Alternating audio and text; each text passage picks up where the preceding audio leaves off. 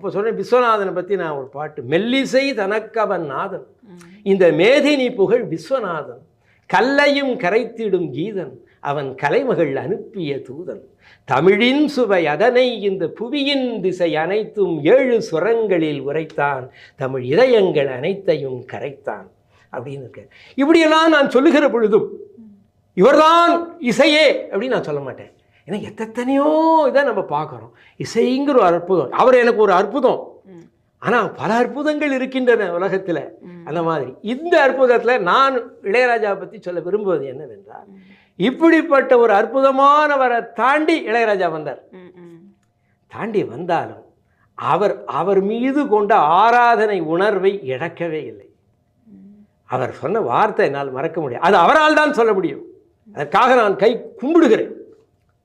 அண்ணே, நீங்கள் போட்ட எச்சல்னே நாங்கள் பண்ணுறோம்.